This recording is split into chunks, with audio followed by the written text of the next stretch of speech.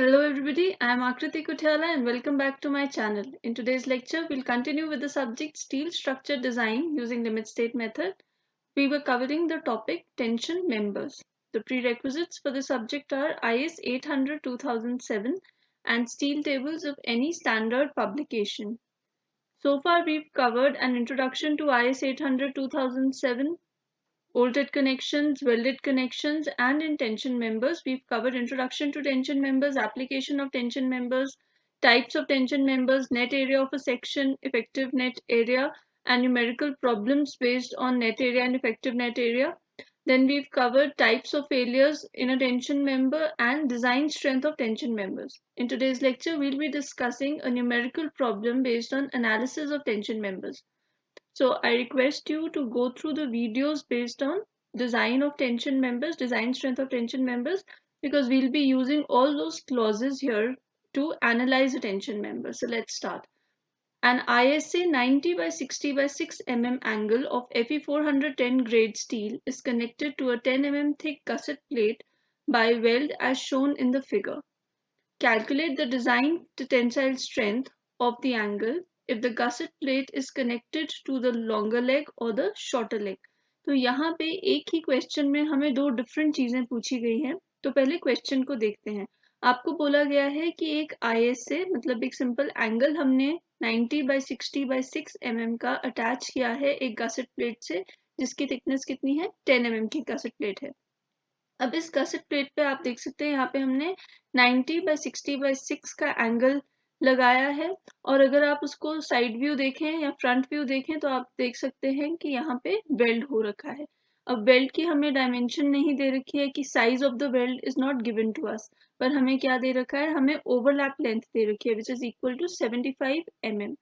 और यहाँ पे ये मैंने 90 mm क्यों लिखा है, क्योंकि पहले हम लॉन्गर लेग का केस डिस्कस करेंगे और लॉन्गर लेग का केस क्या है कि जब भी आपके पास अनइक्वल एंगल होता है आपको डिसाइड करना होता है कि कौन सा लेग जो है वो आप गसेट प्लेट के साथ अटैच करेंगे.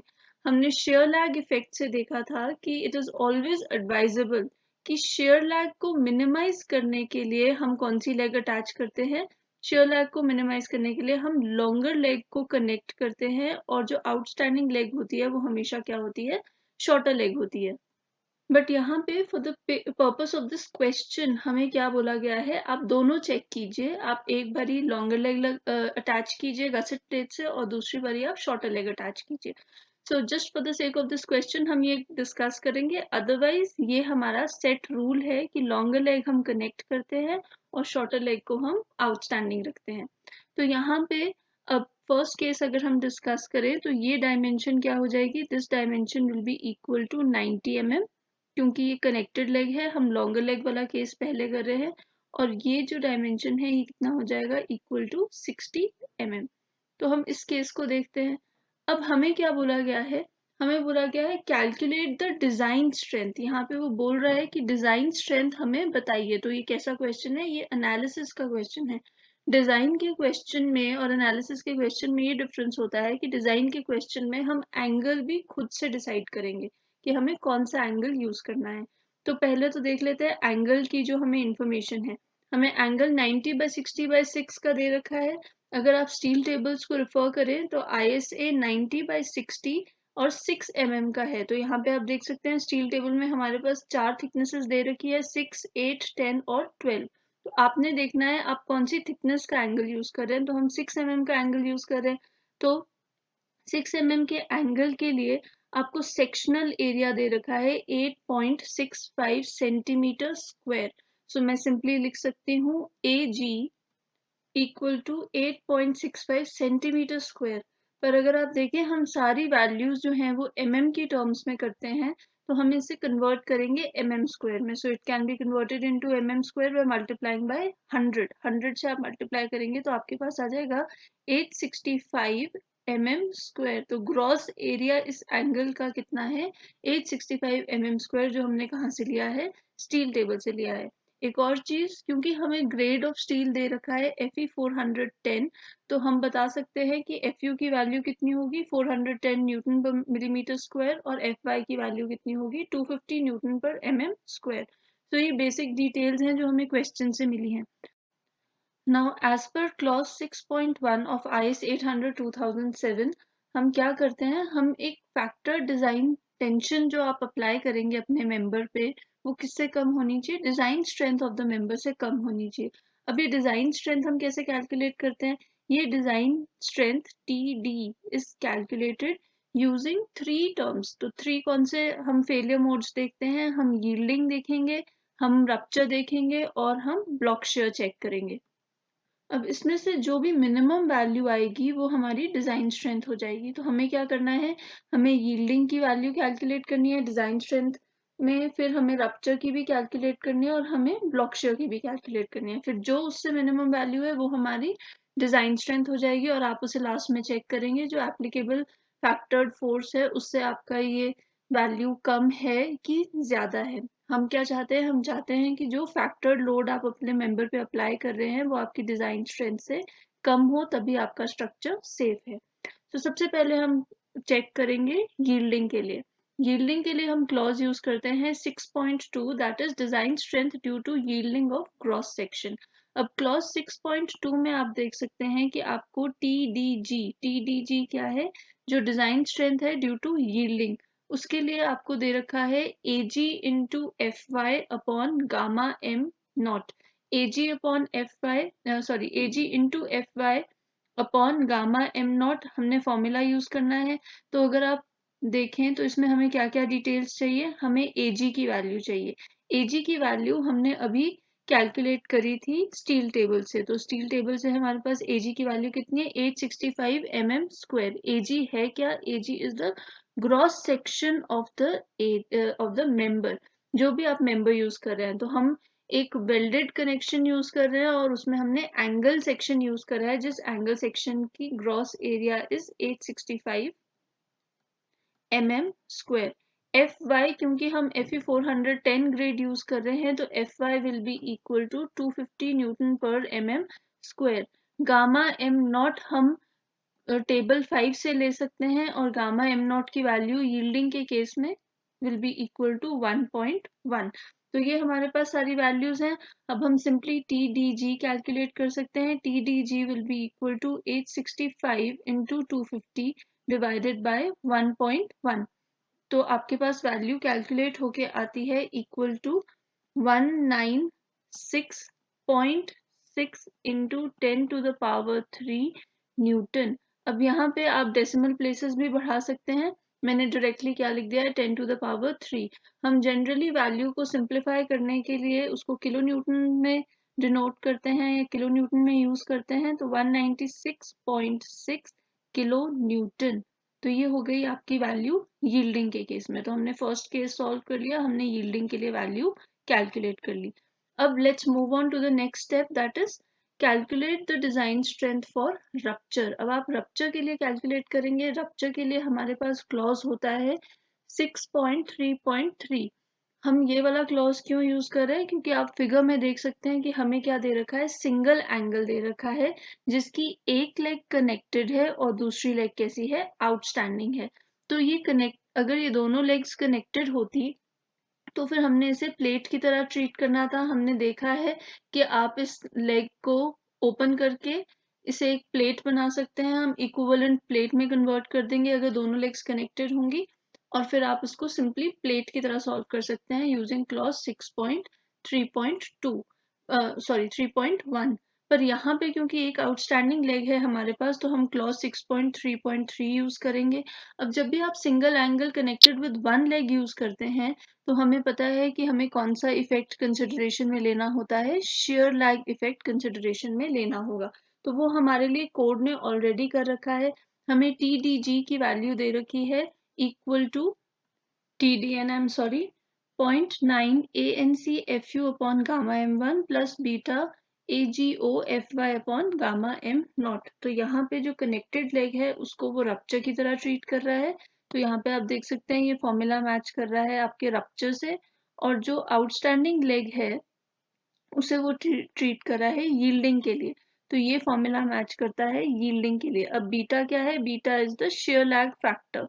तो शेयर लैग फैक्टर की वैल्यू हमें यहाँ दे रखी है 1.4 minus 0.076 into W upon T into F Y upon F U into B S upon L C less than equal to these two values. तो अब हमें ये कैलकुलेट करना होगा।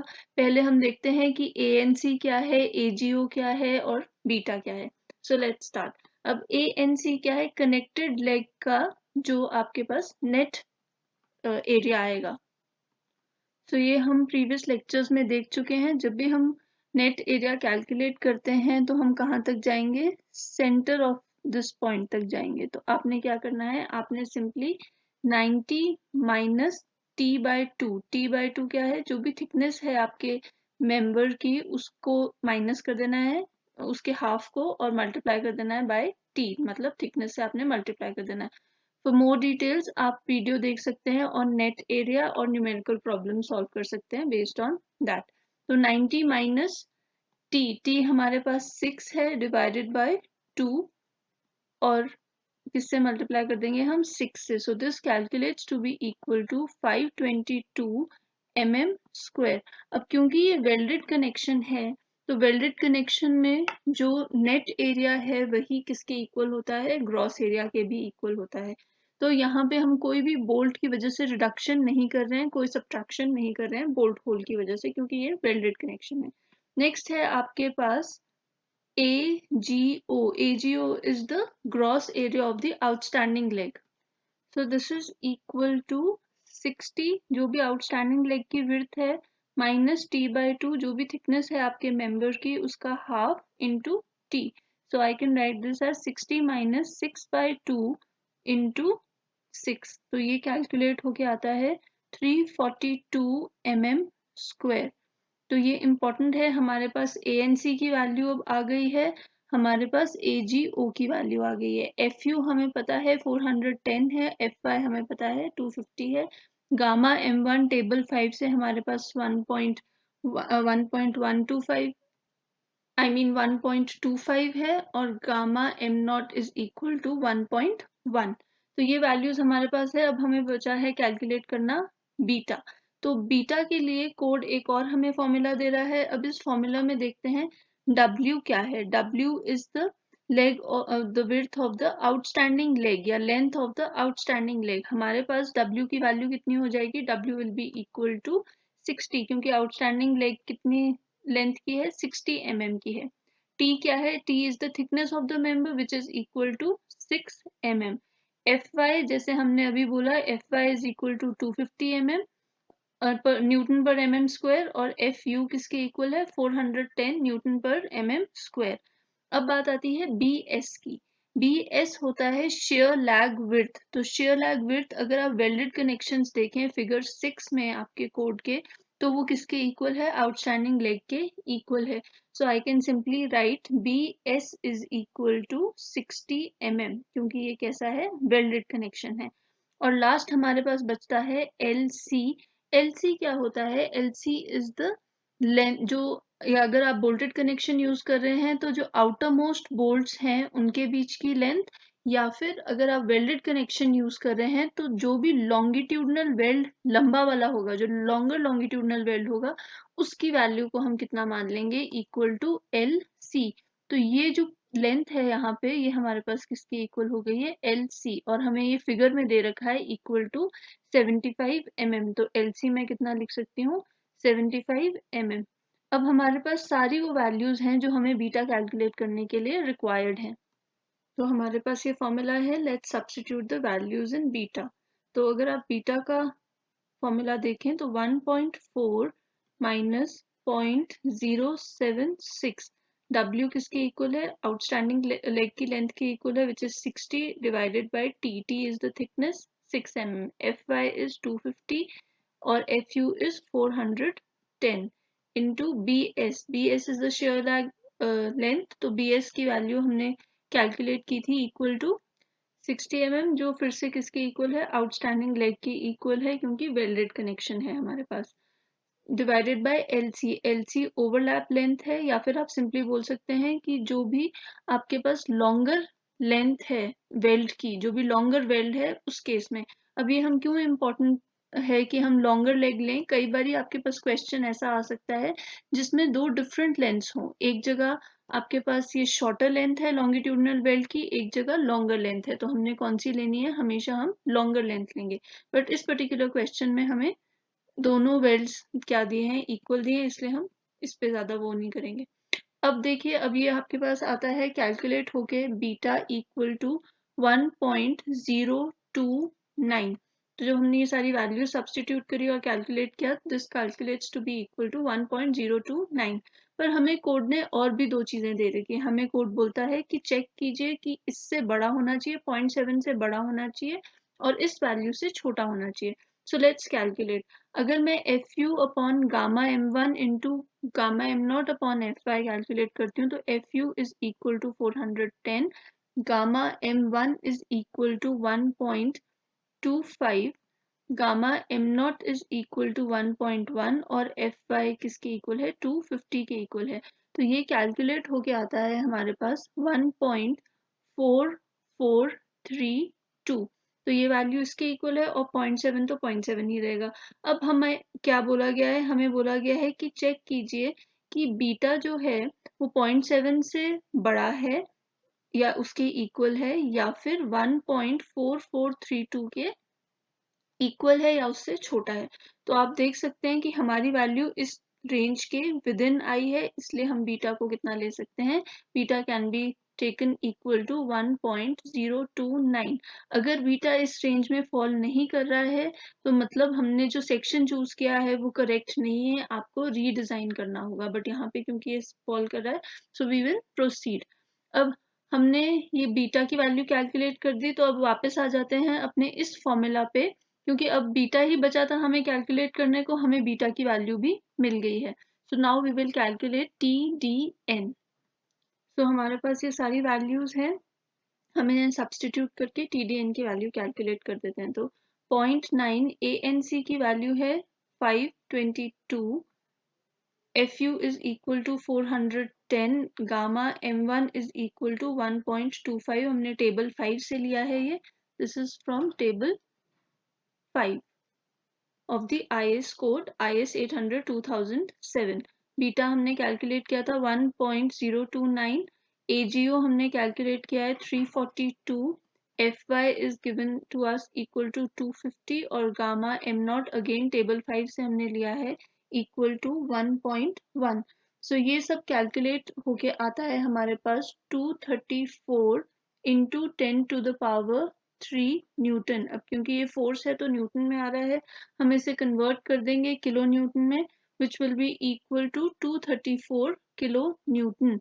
तो हमने एक और वैल्यू कैलकुलेट कर दी है टी डी एन की, रप्चर की वजह से जो डिजाइन स्ट्रेंथ होगी हमारे इस मेंबर की, हमने वो कैलकुलेट कर दिया है। अगर आप देखें अब, तो हमारे पास ये वैल्यू है जो एग्जैक्ट वैल्यू आई है। कोड हमें अप्रोक्सीमेट वैल्यू कैलकुलेट करने की भी ऑप्शन देता है। क्लॉज 6.3.3 में कोड हमें बोलता है फॉर प्रिलिमिनरी साइजिंग, जब आपने एक एस्टिमेशन करनी है तो rupture strength of net section में भी approximately taken as TDN is equal to alpha AN FU upon gamma M1। तो हम अल्फा को कैसे यूज करना है हम प्रीवियस लेक्चर्स में डिस्कस कर चुके हैं, जब हमने नेट इफेक्टिव एरिया देखा था। तो TDN is equal to alpha into AN into FU upon gamma M1। अब ए एन क्या है, A N is the net area of the total cross section. तो यहाँ पे हमने कनेक्टेड लेग का नेट एरिया निकाला है और ग्रॉस जो आउटस्टैंडिंग लेग है उसका ग्रॉस एरिया निकाला है। तो हमारे पास ए एन की वैल्यू क्या हो जाएगी, A N will be equal to A N C plus A G O. तो वो वैल्यूज हैं हमारे पास 522 प्लस 342 which is equal to 864 mm square.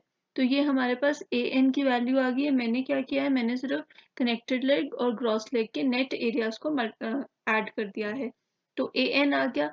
अब क्योंकि हमारा वेल्डेड कनेक्शन है, तो वेल्डेड कनेक्शन में अल्फा की वैल्यू हमें दे रखी है इक्वल टू 0.8 कोड ने, तो हम अल्फा यूज कर सकते हैं डायरेक्टली। 0.8 FU हमारे पास 410 है, गामा M1 हमारे पास इक्वल टू 1.25 है। तो अगर मैं TDN की वैल्यू सब्सटीट्यूट करूं, alpha will be equal to 0.8, क्योंकि वेल्डेड लेंथ है तो 0.8 हम यूज कर सकते हैं. AN is 864, FU will be equal to 410 and gamma M1 will be equal to 1.25. So this calculates to be equal to 226.7 kilo newton. तो ये हमारे पास अप्रोक्सीमेट वैल्यू है.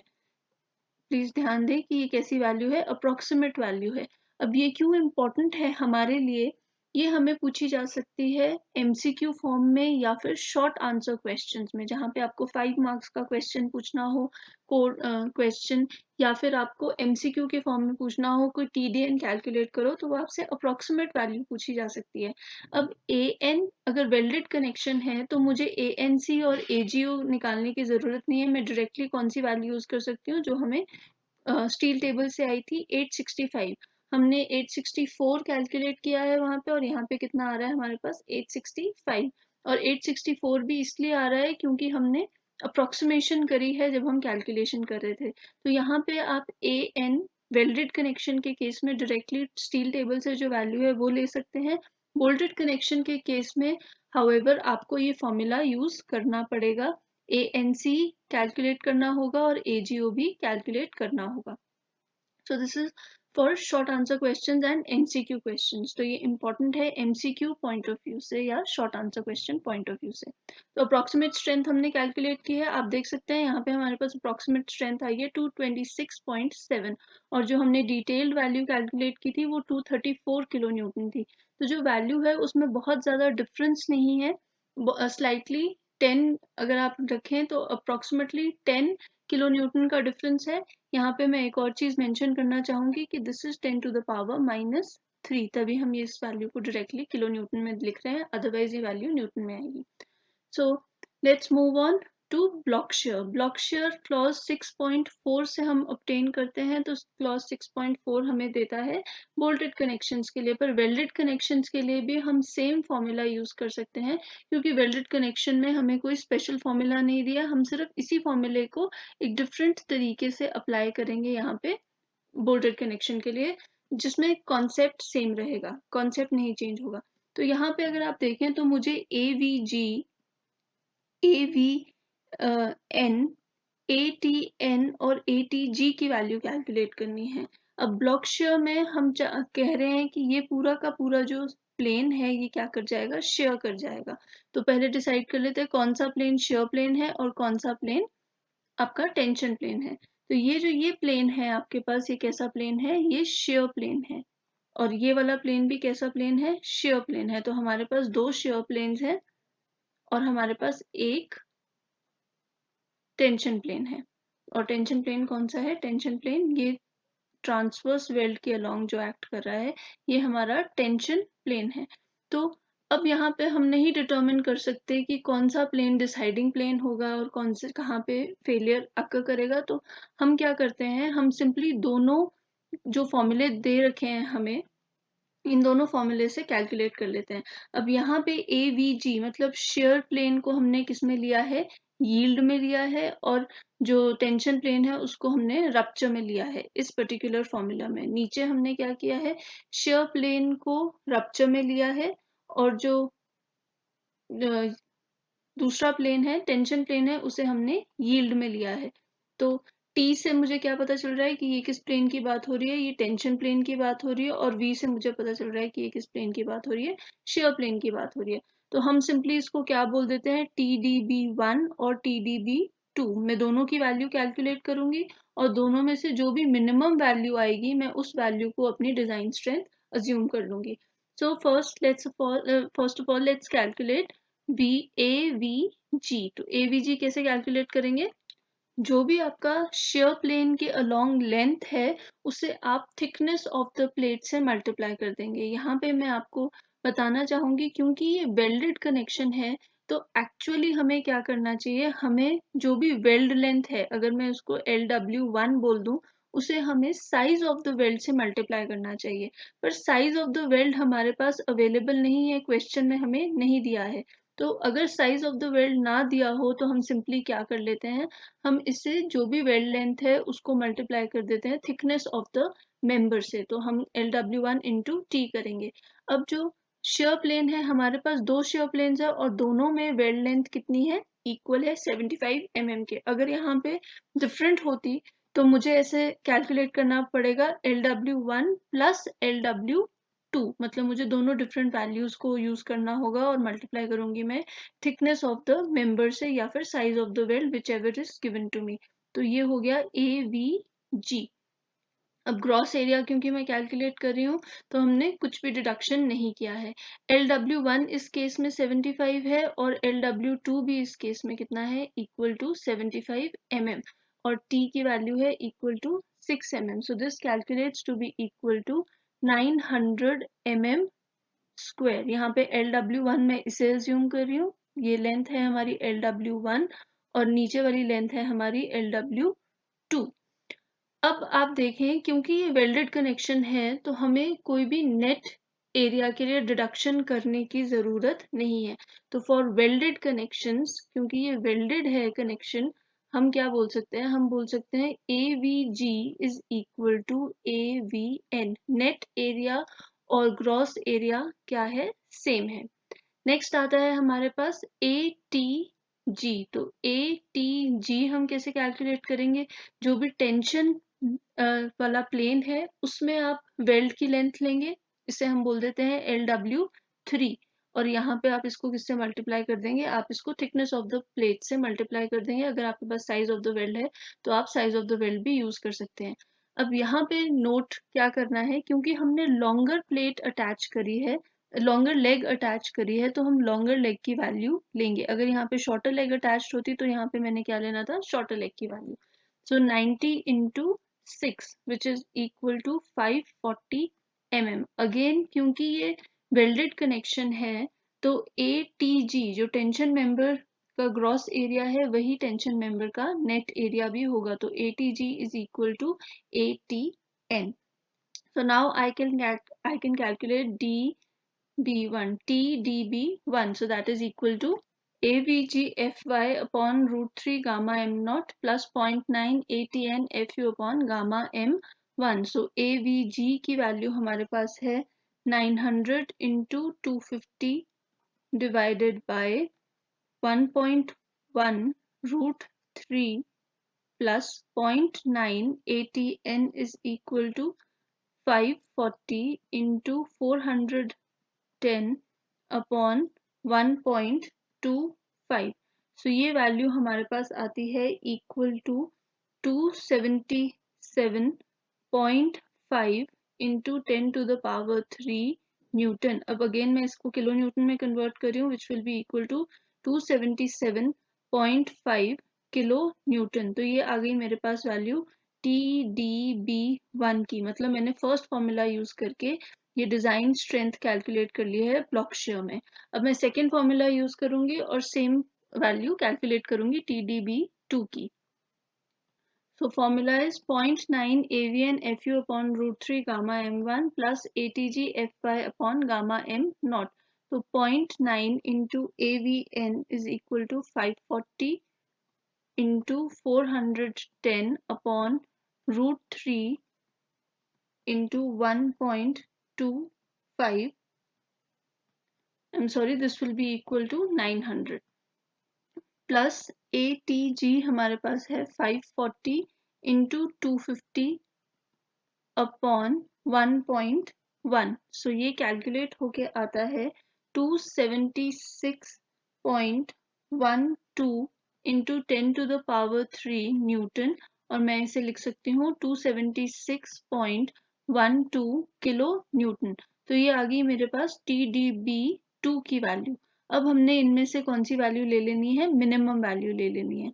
So I can write TDB1 equal to 277.5 kilonewton and TDB2 equal to 276.12 kilonewton। अब इनमें से हमने minimum value लेनी है, तो मिनिमम वैल्यू क्या हो जाएगी, वो मुझे ब्लॉक शेयर की वजह से स्ट्रेंथ दे देगी, which is equal to 276.12 kilonewton।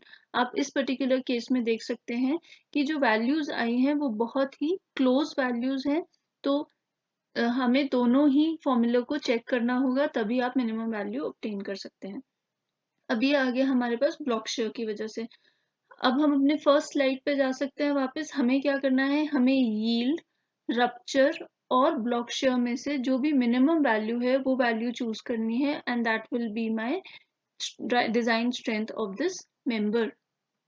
तो हमारे पास वैल्यू है TDG की 196.6, TDN की 234 और 276 है हमारे पास ब्लॉक शेयर की। यहाँ पे TDN में हम एक्चुअल वैल्यू यूज कर रहे हैं, अप्रोक्सीमेट वैल्यू यूज नहीं कर रहे हैं। सो हमारे पास डिजाइन स्ट्रेंथ कितनी आ गई है, मिनिमम वैल्यू इसमें से है 196.6 किलो न्यूटन, और ये हमारे इस मेंबर की डिजाइन स्ट्रेंथ हो गई। अब जो आप फैक्टर लोड लगाएंगे वो क्या होना चाहिए, 196.6 से कम होना चाहिए।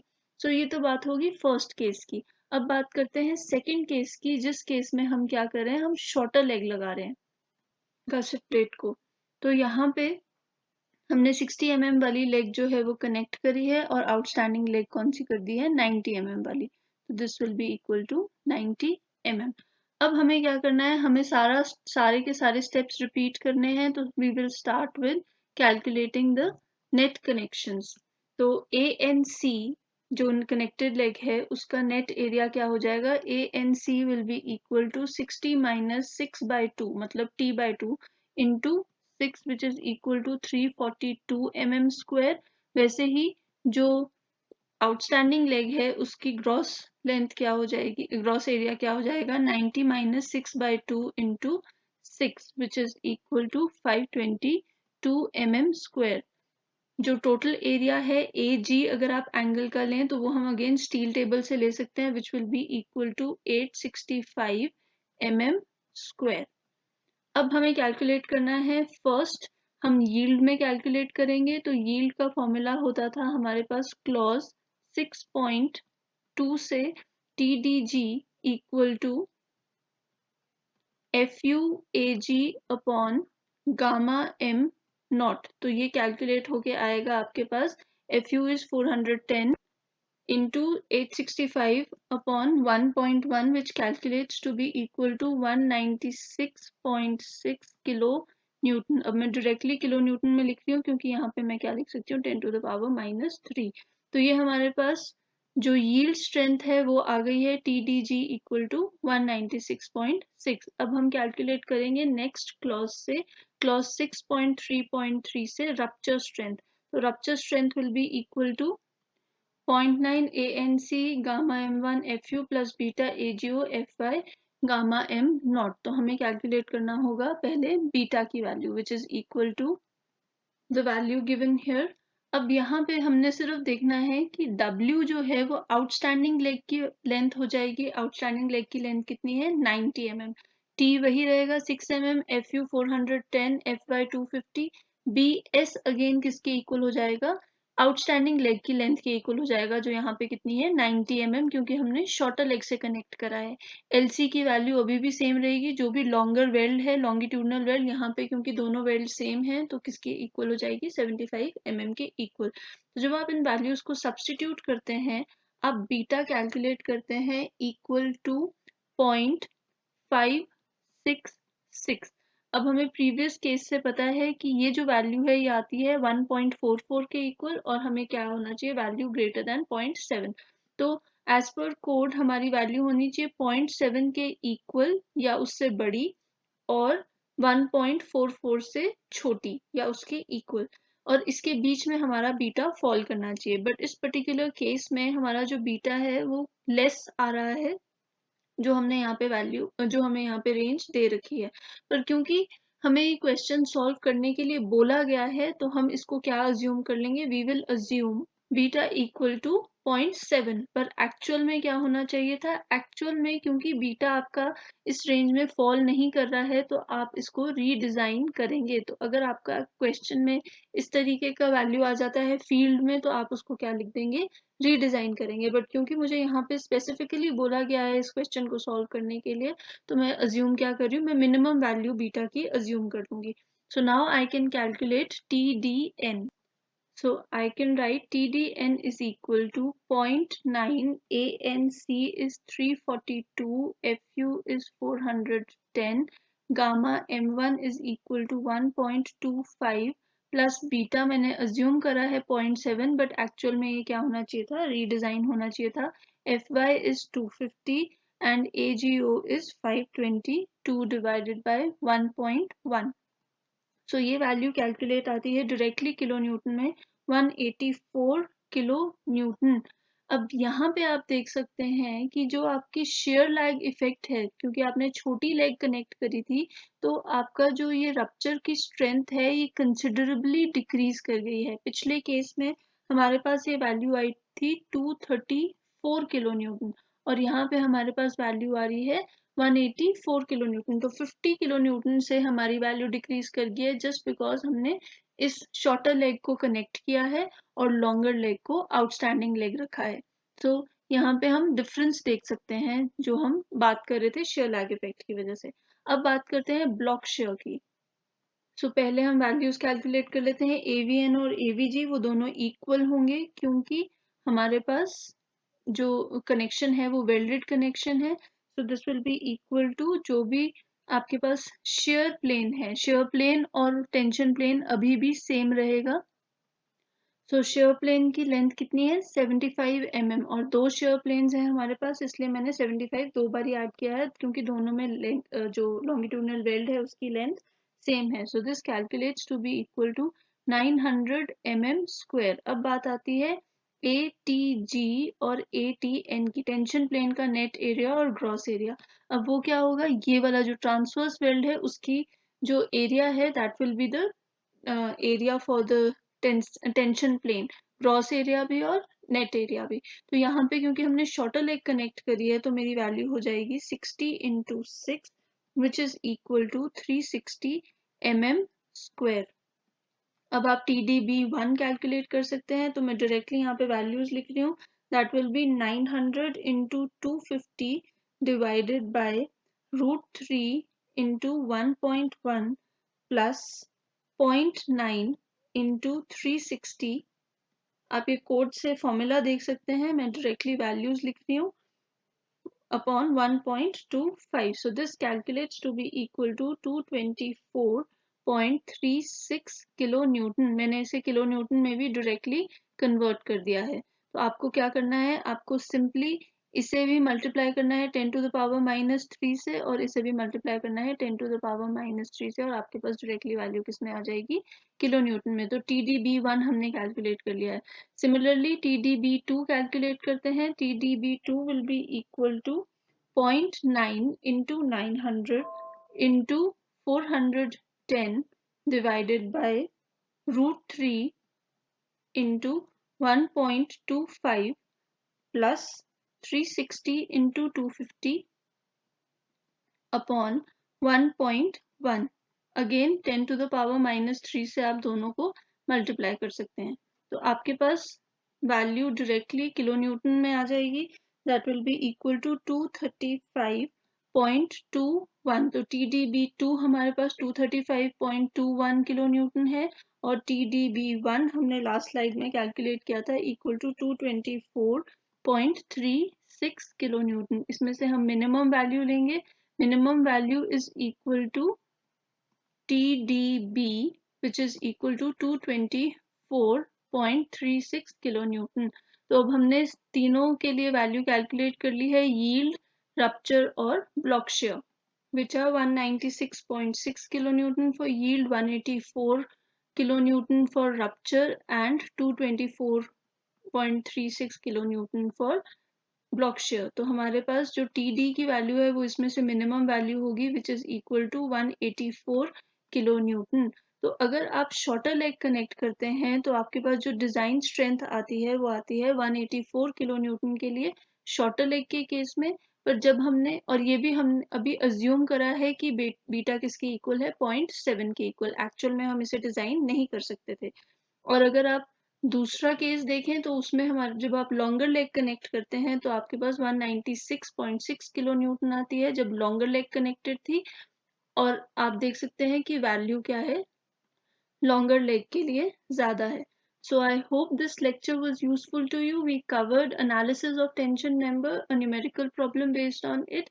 In the next lecture, we'll be covering another numerical based on analysis of tension members. So stay tuned. Thank you.